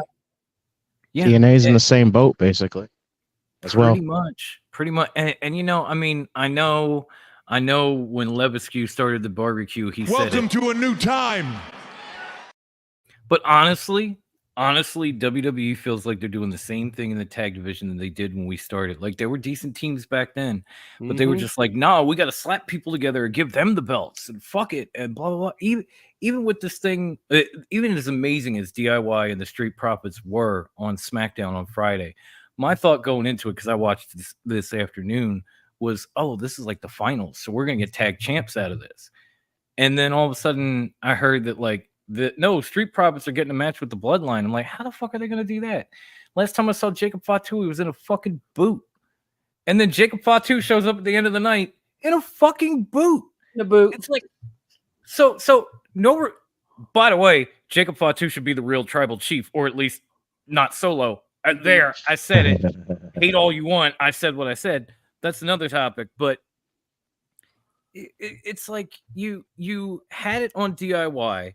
They go to Johnny's hometown. They fucking drop it to the Bloodline, and then Fatu gets hurt as he's trying to stand up for the cosplay. So for the cosplay tribal chief, and you still refuse to actually strip them. You're going to make this guy instead fight either on a boot or on a bad foot. Neither one of these is a good look. And when you go through that division, I was saying it last week, you got the Creed brothers. You can tag up the Wyatt Six members. You got the Prophets of DIY that we already talked about. You got A-Town Down Under, and they've actually established themselves as a tag team. They were tag team champions. If R-Truth gets resurrected, Awesome Truth is back in the picture. You got AOP. You know, there are actually several very good tag teams in a position to revive that division. And WWE's like, nah. This is why I still say they should have kept the tag titles merged. Let's just go back to Finn Balor and the guy with the oversized Funko Pop head. Fuck it. Let's just give another title to the Bloodline. Pick two. We don't fucking care. Oh, you mean God? No, fuck them. Well, Tonga Loa have been looking bad. I don't want to see God at this moment. No, I understand that Tonga. I understand that that Tonga can't hit a Loa blowa. It is not looking good these days. But still, at least they're the internationally recognized tag team of the group, and you give it to two randos. Like this is the shit that they were doing back then. This is what got the Dirty Dogs together in the first place. Y'all remember them? Mm-hmm. Right. The one that does give me hope is the rumor right now, and I think that it's been pretty much confirmed that the Motor City Machine Guns was signed to the WWE. So that's an established tag team. Bringing them in would be really cool. So it'd be great if they use them. If they use them right, it'll be amazing. But if they don't, they're going to be just fucking wasted. They're just going to be there to collect a paycheck before they retire. Yeah. Exactly. And Ed, we will do that when I come back up. We will do that. You think we'll get some real glass? Why not? Oh, we're going to get glass. We're going to fire it. Why not? It's Darby. Throwers, all that shit. All that shit. Telling you. You know what, Temple? We were just talking about this before we came on, where you were saying, you know, that MJF needs the Real American song. I don't know if he can get that, but he can surely get American Made from WCW. Jimmy Hart got the rights to that. It's called Jimmy Hart. Like, hey. Tony will cut the check for Jimmy Hart. I'm just saying. I mean, didn't they use it for fucking Abyss in TNA in like 2010? So they could do it. I think they did actually. Did they really? Oh my god. Yeah, when Abyss was trying to be like, you know, when he had Hulk Hogan's Hall the power ring. Of the ring. Dog, that was a horrible fucking story. That was fucking atrocious. Ladies and gentlemen, that DeLorean gimmick is shoot. I don't care. He just proved it because even I forgot about Abyss and that fucking theme song. Oh my god! You didn't forget about it. You're trying to not remember it. I was trying to not remember. Thank you, Grandma. Yes, tag team wrestling in all companies is on life support at this point. Name a promotion that is doing great with their tag team titles. I'll tell you zero. Yeah. I mean, ROH doesn't count, but they got Dustin and the Von Erichs with the trios, and that feels right. I feel like they need to hold that till Texas. They literally have the regular tag team titles on the Kingdom, and they haven't fucking moved since then. Mm-hmm. Yeah, and have the Kingdom even the whole Undisputed Kingdom hasn't done anything. Not really. No, it's dead. I think they're kind of waiting for Adam Cole to come back, and I don't know if that's actually going to happen. See, and that goes back to what I said last week. Is the way AEW is structured. There's no way you can have a megastar with the way that company is structured, and I think that hurts them. It really does. Bottom of the line, it fucking hurts them. They have people there that have the talent to be megastars and be on TV every week to draw in the people and give them an opportunity to draw the people in. It'll work. It'll happen. Dude, sometimes you do have to do some of the shit that WWE does if you want to be successful. You don't have to do everything. You don't have to run your company exactly like them. But dude, look what they do. They have people that are mega stars that are larger than life. AEW has those people, but they don't produce them. They don't show them that way. Mm-hmm. They build them up. They're the next big thing. How many times did they do this shit to Sammy Guevara where he would be a heel for so long and he would turn babyface and everybody would go fucking bonkers for him, and then he's not to be seen? A couple of times he did it to himself, yes, but there's a few times where he was getting ready to be that fucking guy, and Tony's like, "Yeah, we got nothing for you now." Bruce, what about Wardlow? Wardlow, like Wardlow as well. Prime example right there. Yes, Powerhouse Hobbs. Wardlow is AEW's Braun Strowman. He comes back as this huge fucking monster, and then he fizzles out. He goes away. He comes back a monster and does that same rotating circle. 100%. But yeah, here's let's the be thing. honest. Wardlow got a lot farther than Brian Cage. Wrestle. Okay. He doesn't need to be squashing people. That man can put on a 5-star fucking wrestling match if he's given an offer. You put that man in the ring with Kenny Omega, holy damn dog shit, you're gonna have a fucking classic. That would have been an amazing match. The dude can wrestle. Oh yeah. Oh, absolutely. And it was the same thing with Danhausen. Jacob really. Danhausen another prime example, Malachi Black. Malachi's amazing too, I'm sure but he seems happy in the role and where he's at. So yeah.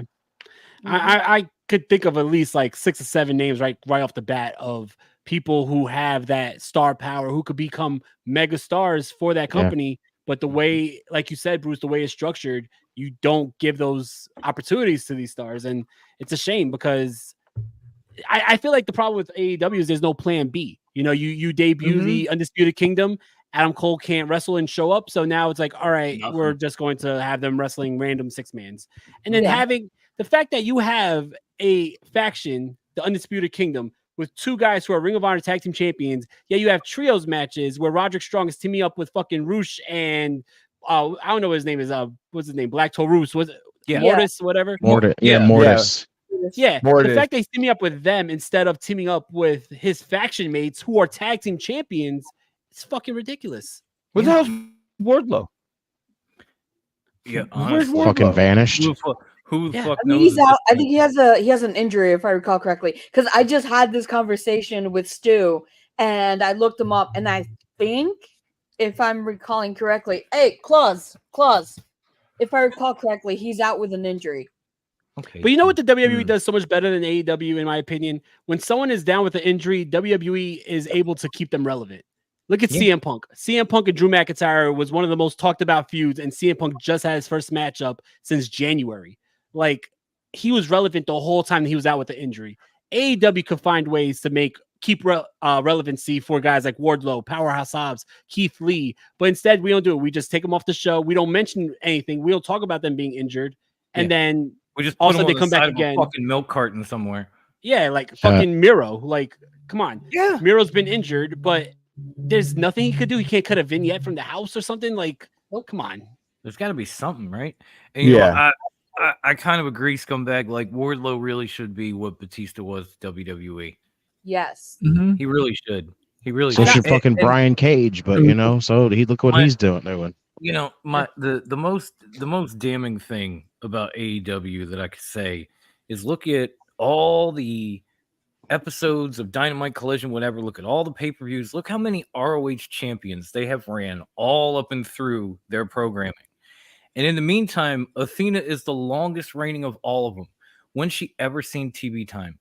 When's she ever gotten on an AEW pay-per-view? She gets app time. That's it. Never. The fucking pure champion, whoever it is, gets more airtime than the longest reigning champion in ROH. Here's the thing. I actually think Jerry Lynn's putting together a better product than Tony Khan. After watching... Sorry, not sorry. I think the ROH shows After watching have been better. Death Before Dishonor, I agree. I absolutely 100% agree. I got to give a shout out to the Not So New fucking show for what he's doing over there with the Big Show. So they're the new fucking Big Show, apparently. Yeah. That would be a great whole fucking show. And here's the thing: if everything goes down the way it's rumored to, and Dynamite and Rampage and Collision and the pay-per-views all go to HBO Max, and ROH comes to television, I think ROH is going to slowly build some numbers and do something. Because if they keep the structure and they keep doing what they're doing, and they get a 2-hour show, they'll kill it, bro. They could, yeah, absolutely. And you know, they just put Sammy Guevara's there now because Mercedes Moné doesn't want him anywhere near her, so he now has to work in ROH. Didn't have anything to do with him being like, you know, gun, foot, blow 19 times. It was Mercedes. It was all Mercedes. Of course. Well, no, he said what he said, but she refuses to work on the same show as him, and she's Tony's highest paid female wrestler and one New of shiny his toy. biggest stars. Yep. So, Sammy, here you go. You're going to ROH. But that's another one. Like, okay, Brody King, I love and I get, and he hasn't really done a lot, but he had his moments in AEW. Konosuke Takeshita, this man was the hottest commodity in AEW. If you go back a year, he beat Kenny Omega twice. Same week. Some people ain't beat that motherfucker once. He did it twice in a month. Yep. And laid out Darby and all that shit, and then all of a sudden one day just poof, gone. And even for the Will Ospreay matchup where Will Ospreay made his debut, I would say that Takeshita was just as impressive in that matchup as Ospreay. Mm-hmm. Oh, fact. Every match that man's had is impressive. Mm-hmm. And he's and just that damn good. And isn't he still in his 20s? If I'm correct, he's still in his 20s. He's still young. pretty That's fucking Takeshita's young. He's still young. really young. So it's And like that's the thing, not even crying to out mention for that, him to like- be a world champion right now. Like right. he's Not even to got mention time. that this dude is over here in the G1 killing it on He's AEW. 29. We're showing Mhm. He's anything. 29. Okay, so yeah, he's Yeah. pushing 30. But that's right. He's still got the pecking peanuts on him as far as wrestling is concerned. Mhm. And he's doing some things outside of AEW, but in AEW he might as well never existed. And this guy was he was scorching hot. I don't understand how the fuck you do that just with anyone, especially him. Oh, that sounds fun. Wait, what? What? The tag team main event just turned into an 8-man tag? How? What? How the fuck? Jesus. I was just joking when I Fatal said they're making it a four-way. gauntlet. They're Fatal watching. four-way. They're watching Dinero. There you go, TK. That's how it happens. But from TK TK was we using go the to Pipe. Hey, Felipe. The leader of the Chilean World Order. What is going on, homie? I miss you. I love you. I hope you're well. But Jesus Christ. I mean, Who's the participants in that 8-man tag? I don't know. Ed, is this the margaritas or are you? Oh, Yeah. he said because he's tipsy. Now it's an 8-man tag. Ah. Focus on the teams in the middle. Damn. Focus on. I've been 6 or 7 shots deep on a watch along. Trust me, it helps. Have Jerry Lynn book AEW Dynamite if that's the case. TK book Collision or something. How about TK books nothing? We get Jerry Lynn. Right. How We about get Shane McMahon. about- Or we get Bryan Danielson. Or literally anybody with more wrestling experience than Tony fucking Khan. Like anybody on this panel could book a better show. I guarantee it. I He guarantee needs to it. bring I'm not going to Shane say it, in, and he Ivan. needs I to know stay you're in the thinking it. back. Yeah. I'm not going to say it. I think Shane McMahon will bring so much structure to that company. Well-needed structure. Yeah, Yep. much Yes. needed. As a barber, I love this show. It's the perfect evolution of beard growth. Well, thank you. Thank you, Oh, man. Valerian Wright. But it really is. And shouts to you being literally like, I think the only person watching us on Twitch. I appreciate you. I will be bringing Notorious Gaming there soon. There will be games on Twitch, so stay tuned. Follow us if you haven't. We've got some stuff coming. But yeah, Ed confirmed. I'm seeing double. Okay, focus on the teams in the middle. In the middle. Trust me, been there, done that. Did you see SummerSlam was doing it? Yeah, no, I said that too, Temple. I said that too. I don't know. I'm just saying. I think Tony has taken AEW as far as it can go, where everything falls on him. We already saw that shit only works for a while. Look at Mick Scumfuck and the way he fell off. Like, yeah, it worked back in the day. I don't think it works now. I just don't. And so get people together like Jerry Lynn and Shane O'Mac and Danielson and fuck, bring the Fallen Angel while you're at it. I think he knows a thing about wrestling.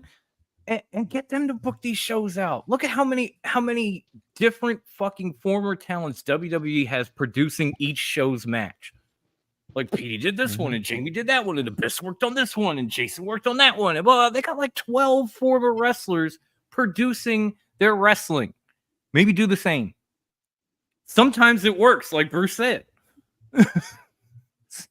Clearly, it works for WWE. It might work for you too. Yeah, I agree. No, Tony'd be kicking himself. Then he'd be like, "Oh my god, I'm doing something like WWE's doing." Oh, he already does. He has 3 shows that he's trying to make as relevant as WWE. he's already his arch nemesis.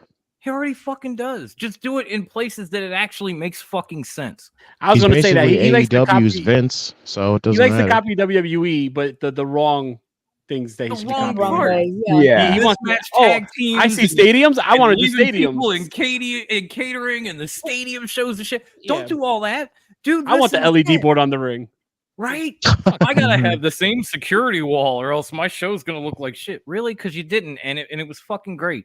It was fucking great when it was at Daly's place and you had the fucking bike rails sitting around. Why do we need a fucking security wall? So Jeff Hardy can run it? Oh wait, he's not there anymore. So why the fuck do we have it? I'm sorry, just make it make sense, Tony. You're not bullshit. I'm not Ivan, but make it make sense. Oh god, and Okada versus Takeshita, please. Oh, that would be amazing. Please.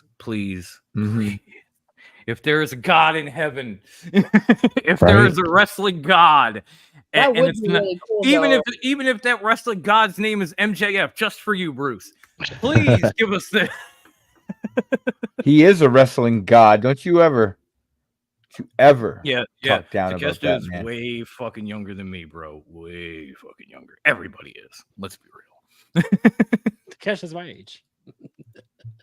He's not my age. Thank God. No, I saw You some don't of the wanna stuff be in the my G1 age. and it was amazing. All right. Let's try to move on. Let's see. You know what? It's his debut. I'm gonna let him. Redeemer, you have a topic for us to discuss. Throw it out there and then toss it to somebody. Have fun. God, that's so tough. 'Cause it's like, what other topic is like really discussable? Like, Anything you want, man. Anything from wrestling. Anything from anywhere. that's so tough because you know what I would actually go to, and I know there's not a lot of people that watch it, but it's something we just, yeah, it's kind of the Wesley thing. Oh, Like, I gotta go there and figure it out because, like I said, what we saw Tuesday was just so fucking stupid. TNA partnership in general is a little bit. It's like you want to hate it. It's flat. It's starting to feel flat. You want to hate it, and you want to just be done with it, and then all of a sudden, Ethan Page gets challenged by none other than the man that most of us, I know Grandma Wendy knows and loves, and that is. I believe in Joe Hendry. I believe in Joe Hendry. So it's like every time I want to hate that fucking partnership to death, That's so we can talk about all that. Let's talk about the Wesley and the Rascals thing, and let's talk about whether or not we think, because I want to add this, Redeemer, if you don't mind, since I was on the watch along with you. And if we think Joe Hendry will beat Ethan Page for the NXT title. Go ahead, Redeemer, toss. Well, first of all, I'm gonna start by saying that man should absolutely beat Ethan Page. Fuck it. Like, how many freaking times have we talked about that if somebody from TNA right now winning an NXT title would feel like it would bring some kind of freaking like excitement to this collaboration the entire time, and nothing's happened. We've had 2 opportunities so far, and we've missed on both of them. Okay, you literally had the opportunity to do it with Jordan Grace beating Roxanne. You didn't do it. You literally had the opportunity to do it with the Rascals beating Frazier and Axiom. You didn't do it. Mismatch hodgepodge tag team, by the way, if you wonder what we were talking about earlier. The 2 who had dirt on Shawn Michaels, apparently. Right. They gotta have him sniffing coke off of Lola Vice's ass in the back or something. And I can't blame him, but still, they have just beaten legendary tag teams like Gallows and Anderson, and the list goes on and on and on. I don't know what the fuck kind of dirt they got on HBK. Here's the thing. Everyone thinks TNA is making out so great in this. But if you look at it, it's always a WWE star going over. Wesley went over on the other 2 Rascals. NXT guy going over and whooping the shit out of fucking TNA guys. Ethan Page just whooped the shit out of Joe Hendry. He's gonna win. Ethan Page is gonna win. Hendry's not gonna win. That guy is fucking horrible, anyways. Yeah, TNA's name. Tell how you really feel. TNA's name is being put out on WWE TV, and that's it. Other than that, their talent is being buried so fucking deep on NXT television. Is fucking crazy. Okay, that part's true. First and foremost, breaking news. Fuck Joe Hendry. Ivan might be Spider-Man because we didn't even, and he jumped in with, I heard it, you're bullshit. It's like his spider senses were tingling, and he just had to come in and say it. And forgive me for this, Redeemer, but I see Wendy and she's practically chomping at the bit. No, let her go. Let her go. Let me hear what you got on the TNA partnership. And do you believe that Joe Hendry can beat Ethan Page? Please, Grandma. Please give it to us. I would love it if if Joe Hendry won. Like, that would be absolutely amazing. Like, it would just be the fucking coolest thing ever. But it goes back to what we said earlier: what we want versus what we know will happen. Unfortunately, y'all are right. There is likely a chance that, they're just there to put TNA's names and people's, on the people's radar. But there's no real other purpose to this partnership. Beyond it's basically just to poach talent. Yeah, more or less. Yeah, they're pulling a Vince. They're pulling a Vince. Well, HBK. They're doing exactly what Vince did with the territories. He was kind of there. That's exactly what they're doing. But that's about it, really. And it's like y'all said, like, so many great opportunities to do more, and it's been missed opportunities. Just been dropped balls after dropped balls and balls. Balls. And it's like, I want to wait and see what will happen, but part of me knows all this waiting, all this seeing, I'm just gonna keep saying the same thing. Missed opportunities. Yeah, I mean, part of me knows why it's do not you gonna happen, but the other part of me is just wants something out of this TNA partnership for TNA, and therefore I fucking believe in Joe Hendry. God damn it, I believe. Cause you love me in London, in Paris, in Tokyo. That song got annoying really fast for me. Yeah, and like the other reason why I know this isn't a good deal for TNA, because we ain't seen Josh Alexander in NXT. We haven't seen Moose in NXT. We haven't seen Eddie Edwards over there. We haven't seen TNA's. The only major player from TNA we've seen over there is Jordan Grace.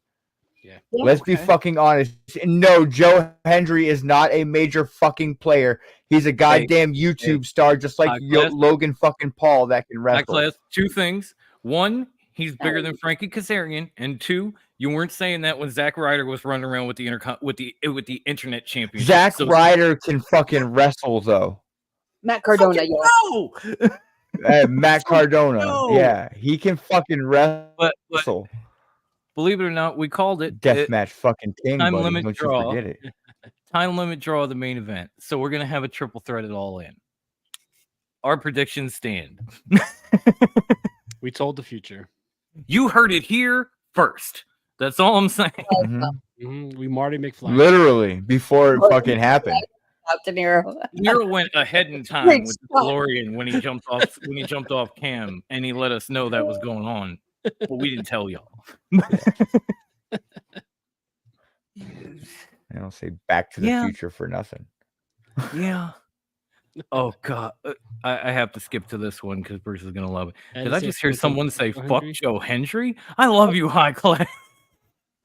That's right. That is right. MJF fans don't like Joe Hendry. It's a proven experiment. Douche. Y'all just Real don't quick, sorry, Wendy, go ahead. Sorry. No, I'm just saying they just don't want to be happy. Joe Hendry just brings joy and happiness, and y'all just don't want to be happy. Fuck you. He and Temple are the Muppets up in the fucking balcony.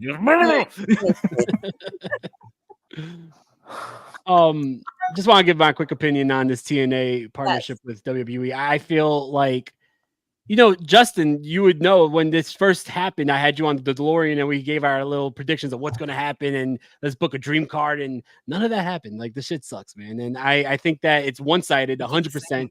This is the WWE, poaching talent. If they do one thing, it would make me happy with the whole thing. Like, if AJ Styles is allowed to have one last match in TNA, that's all I want. If that happens, then officially I'm happy with the partnership. At least TNA got AJ Styles for one last matchup. This is AJ's last year. His home always been TNA. When I think of AJ Styles, I still think of his TNA run. So I would love to see one last matchup for AJ Styles and TNA. If not, I could care less about, the Rascals fighting, and it's bullshit. Like, I wanted to see things like Moose versus Obafemi. I want to see like Chad Gable versus Josh Alexander, and we ain't getting none of that shit. And it's clear we're not going to get none of that shit. Hell to the no. I wanted Obafemi and Alex Hammerstone bad. That would have been a fucking banger. Clearly, we ain't getting that shit. And shout out to Tammy, aka Future Mrs. Temple, for Monet. Get the fuck off my TV. I'm with you. I am with you. You know what this TNA NXT partnership feels like? Like those movies where like the rich guy starts dating the chud friend because she's like great at certain things, but like it's still kind of a chud, so he's embarrassed of her. Like bring her around the friends. That's what it feels like, NXT's that rich guy, TNA's that girl that you just kind of embarrassed by, don't want to bring her around, but you still have a good time with her. The one that you hang out with without your friends.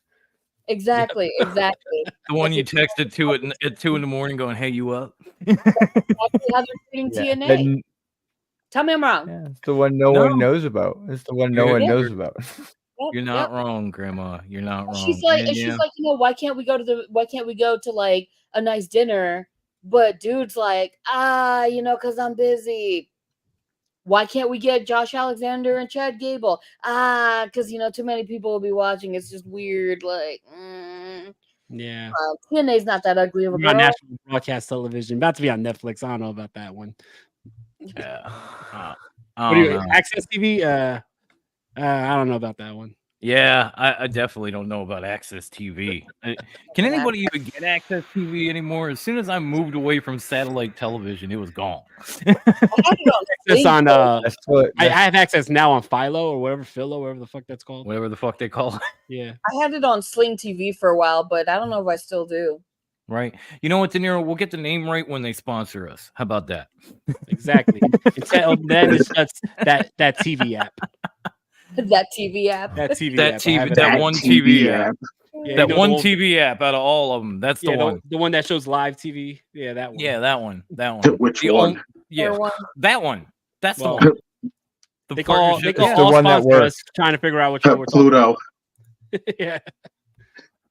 Let's see. The Godfather says the time will come when collision will happen with big and banger matches. Give it time. At least they're cross promoting it. Tranquilo. Give it time. AEW. Oh no, I thought you were talking about AEW collision. I was like, I thought. Oh, yeah, I thought so too. They're not gonna put it in. Bro, it's already been like a month and a half. Well, I know Shawn Michaels was just saying that we're in the infancy of this partnership and it's baby steps. But how slow are you gonna fucking go? All right, so what does TNA get in return for sending Joe Hendry and Jordan Grace? They get fucking Charlie Dempsey. Like, come on, man. Is this even? Freaking Izzy Dame and yeah, come on. I do love Baby Regal, but he needs a haircut. I'm just gonna put that out. Dude, so do I. That's why he could be Pete Dunne's doppelganger. Bob and shit. You gotta slick that shit back like your daddy did. I don't know what the fuck. Like that's weird. And yes, we believe. Jr. Tell him, Grandma. We do believe. We do. Joe Hendry. Joe Hendry. Yo, all right, I gotta fucking go. Aww. We have hit that time of the night, y'all. Yeah, I guess it is that time. We're having a lot of fun, but Bruce is exhausted, and I'm honestly having trouble sitting up because my kid wrenched my back earlier today. Oof. So I want to thank everybody on the screen with me. This was an absolute blast. We will have to get together and do this again somewhere in the near, not so distant future. And of course, all of you in the live chat, all of you that are watching us on X, and some of you came over. I appreciate you. Everyone, you're the real MVPs, and we love you. But fuck if we ain't tired, because some of us are pretty old. So you know what time it is? Autobots, transform and roll out. Yeah. So if you want to catch the Wrestling Delorean, if you want to catch Justin on his many podcasts that he does, including the NXT Watch Along, you're in the right spot. But if you want to catch us, the links in the description below got you. Once again, thank you to everybody here, whether you be on the screen with me or in the live chat. I hope to God you enjoy the rest of your weekend. You enjoyed the time limit draw and collision, and you just enjoy wrestling. Come back for Dogging with Dom and Friends with Benefits. And hopefully you just enjoy wrestling. If it's not your cup of tea, let somebody else drink it. Shit. Anybody, somebody. Remember, y'all, believe in Joe Hendry. Yes. Because he believes in you.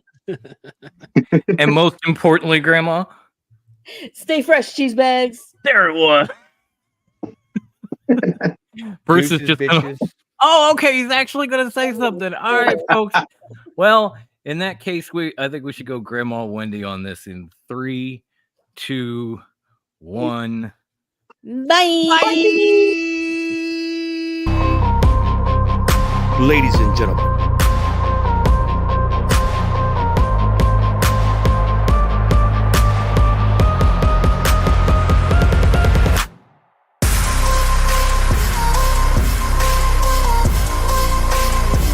and welcome